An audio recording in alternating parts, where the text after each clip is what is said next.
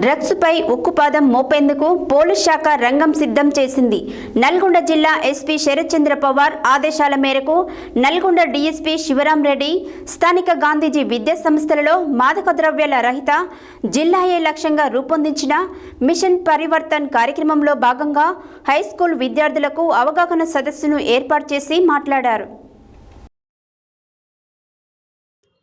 Drugs పై ఉక్కుపాదం మోపేందుకు police శాఖ రంగం సిద్ధం చేసింది. నల్గొండ జిల్లా ఎస్పీ శరత్ చంద్ర పవార్ ఆదేశాల మేరకు నల్గొండ డీఎస్పీ శివరాం రెడ్డి స్థానిక గాంధీజీ విద్యా సంస్థలలో మాదక ద్రవ్యాల రహిత జిల్లాయే లక్ష్యంగా రూపొందించిన మిషన్ పరివర్తన్ కార్యక్రమంలో భాగంగా హైస్కూల్ విద్యార్థులకు అవగాహన సదస్సును ఏర్పాటు చేసి మాట్లాడారు. యువకుల పాలిట శాపంగా మారుతున్న మాదక ద్రవ్యాలకు అడ్డుకట్ట వేసేందుకు జిల్లా పోలీస్ యంత్రాంగం అడుగులు ముందుకు వేసిందని, మిషన్ పరివర్తన్ పేరుతో గంజాయి సేవిస్తున్న యువతను గుర్తించి వారికి ప్రత్యేకంగా కౌన్సిలింగ్ నిర్వహించి మార్పు తీసుకువచ్చేందుకు శ్రీకారం చుట్టిందని తెలిపారు. డ్రగ్ అండ్ డ్రైవ్ మాదిరిగా గంజాయి సేవించిన వారిని గుర్తించేందుకు ప్రత్యేకంగా రూపొందించిన కిట్లను అన్ని పోలీస్ స్టేషన్లలో అందుబాటులో ఉంచామని పోలీస్ గంజాయి తెలిపారు. గంజాయితో పాటు ఇతర మాదక ద్రవ్యాలు సేవించిన వారిలో శరీరం 6 నెలల పాటు వాటి అవశేషాలు ఉంటాయని, ఇలా పోలీసులకు దొరికిన వారికి 1-2 సార్లు పునర్వ్యవస్థీకరణలో భాగంగా కౌన్సిలింగ్ ఇస్తామని, మూడోసారి కూడా దొరికితే 6 నెలల పాటు జైలు శిక్ష పడేలా పోలీసులు ప్రణాళిక రూపొందించారన్నారు.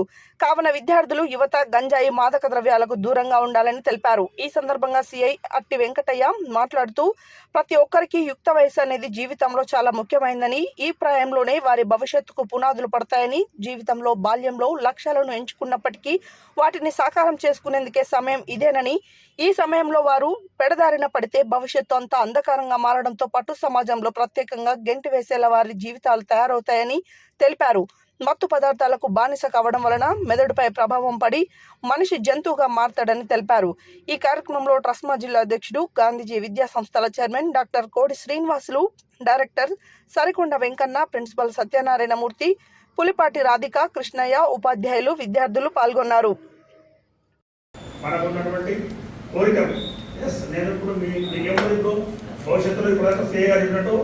ఒక ఆఫీసర్ ఐఏఎస్ కావాలి, ఐపీఎస్ కావాలి, లేకపోతే ఒక పొలిటీషియన్ కావాలి, లేకపోతే ఒక స్కూల్ పెట్టడానికి సారు బ్రహ్మాండంగా స్కూల్లో పడుతుండగానే ఇంత పెద్ద స్కూల్ ఉందని అనుకోవాలి, అవునా?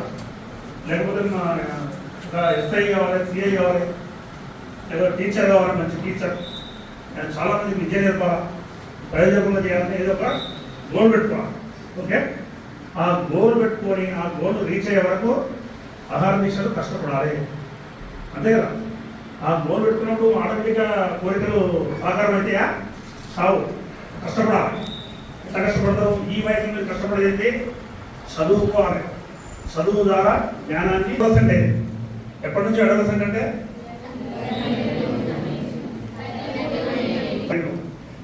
మీకు అవసరం లేదు కాదు, మీ నుంచే స్టార్ట్ అవుతుంది. 8th to నా లెక్క ప్రకారం 8th to ఇంటర్మీడియట్ డిగ్రీ వరకు మీ టర్నింగ్ పాయింట్ అన్నమాట. మీ భవిష్యత్తు ముఖ్యంగా ఇది అయిపోయిన తర్వాత ఇంటర్మీడియట్. మీరు మంచి కావాలన్నా చెడు కావాలన్నా అదే టర్నింగ్ పాయింట్. అందుకని మీరు ఇక్కడ ఎటు చెడు కదా ఇప్పటిదాకా సీఆర్ ఒకటే లేదు, మీరు దూరంగా తగ్గారు. సాధించే వరకు నేను కష్టపడతా.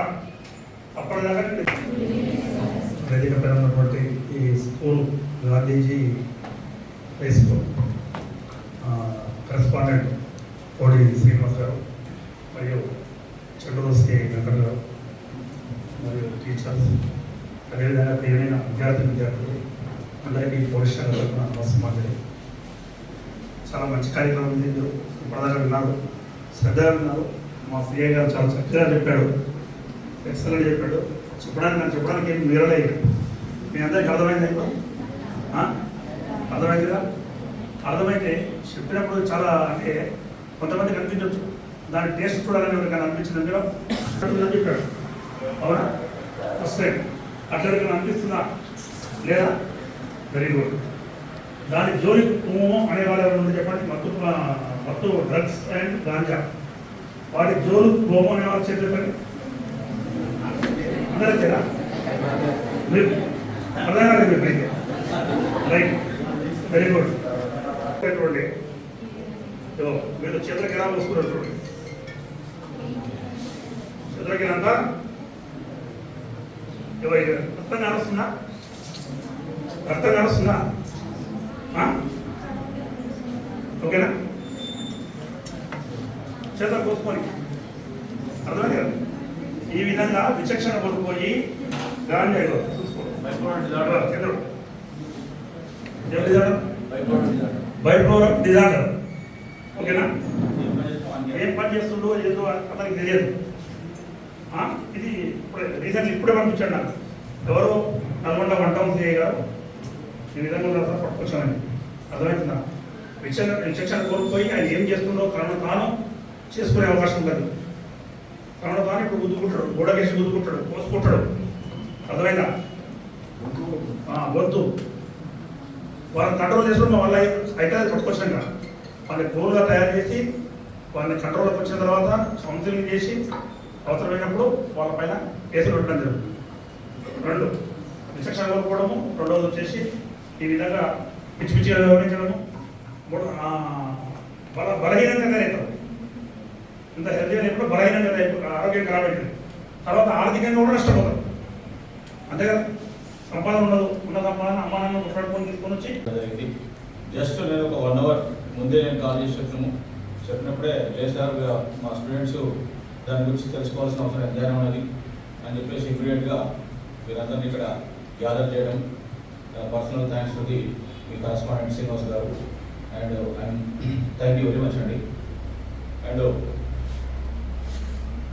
అసలు ఈ మాదక ద్రవ్యాలు అనేది ఇది మానవుడిని ఏ విధంగా నాశనం చేస్తుంది, మానవుని యొక్క జీవితంలో ఇది ఒకవేళ రెగ్యులర్గా కన్జ్యూమ్ చేసినట్టయితే మానవ శరీరంలో ఏ విధమైన మార్పులు జరుగుతాయి, తర్వాత మానవుని యొక్క దీనికి అడిక్ట్ అయిపోయిన తర్వాత ఏ విధంగా తన యొక్క జీవితాన్ని నాశనం చేసుకుంటాడు అనే ఈ చిన్న ఈ విషయాల మీద జస్ట్ ఒక 2 or 3 minutesలో నేను చెప్తాను. అది మీరు కూడా అందరూ శ్రద్ధగా ఉండండి.